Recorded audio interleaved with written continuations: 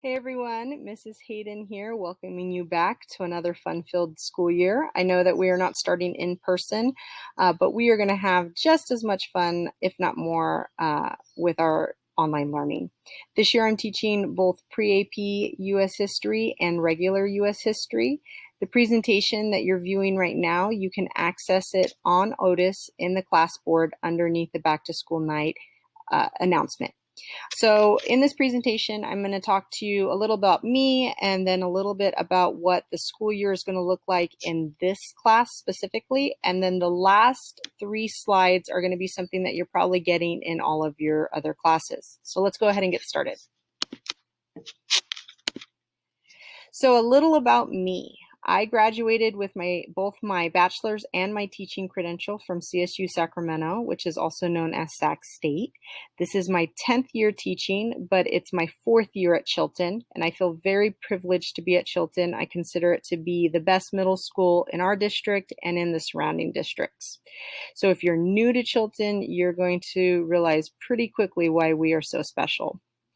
I absolutely love teaching history. It is my preferred subject to teach, and more specifically, I love teaching U.S. history, so it's perfect that it's an 8th grade topic because 8th graders are my absolute favorite. They have their full-blown personalities, their spunkiness, and I just love getting them ready for high school. I have 3 boys who keep me very, very busy with all of their sporting events. When I'm not teaching, we usually spend our time camping, watching baseball, and then participating in all of the different sporting events that my boys are in. So this year, these are the topics that we're going to cover. We start off with a little bit of a refresher from 5th grade. So we go into like colonial America and the American Revolution, and we go all the way through U.S. history until industrialization.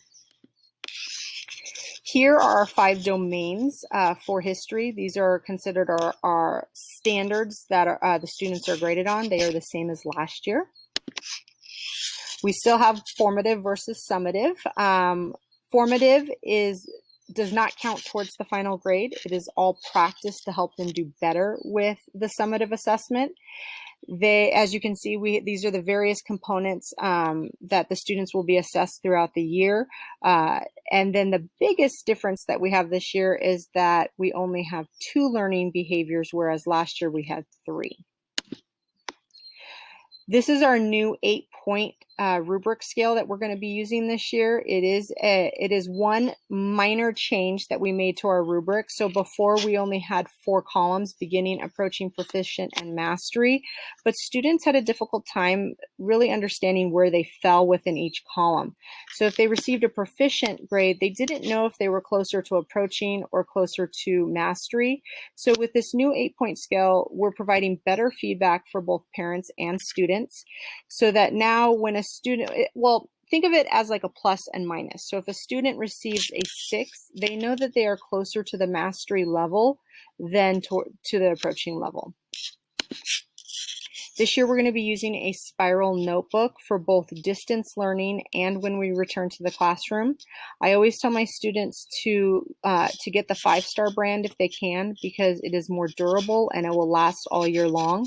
It's really important that you are getting the college ruled size notebook, because the wide ruled is not big enough, and students become frustrated because the pages do not glue in nicely and they end up having to trim them, and it's just a lot of extra work. So please make sure to get the college ruled.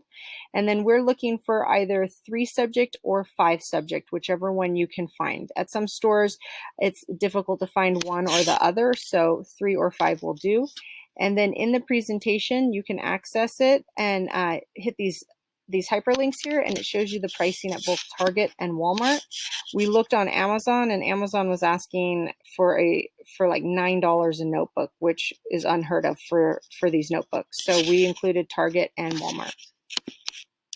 This is our brand new textbook that we're going to be using this year. Each student should have received the hardbound textbook and then a soft inquiry journal. We are going to require the students to read from the actual textbook rather than going online like we did in the springtime, because the kids are going to be spending so much time on the computer. We feel that it's better for them to actually read out of a textbook. And then the remaining slides are going to be something that you're probably getting in all of the other class presentations. This is our bell schedule. We're going to focus on these two schedules right here because we do not have a pause schedule yet. You'll notice first period has an extra 26 minutes for culture building every Monday. Same daily agenda that we used in the spring, so students should be familiar with that. And then attendance is important this year because students will be receiving a grade, unlike the spring.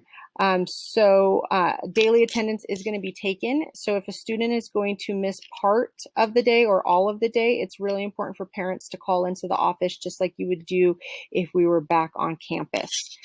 Because students are receiving a grade this year, it's really important that they are attending the daily live Zoom sessions for that daily instruction, and it's really important for them to be engaged and completing the work that is assigned. All right, contact information. The easiest way to contact me is through email. I respond very quickly to emails that are sent by both parents and students. If I don't respond rapidly, it's because I'm either teaching or I'm in a meeting, but I'll get to it as soon as I can. If you feel that an email is not enough to communicate with me and you need to meet in person, well, not in person during this time period, but through a Zoom meeting. I have my office hour on Mondays from 3:30 to 4. And this is tentative right now. It may change, but I will be sending out more information so that you know how to sign up for a time slot in that during that time period. All right, guys, that's it. If you have any questions, please feel free to email me anytime. Have a great day.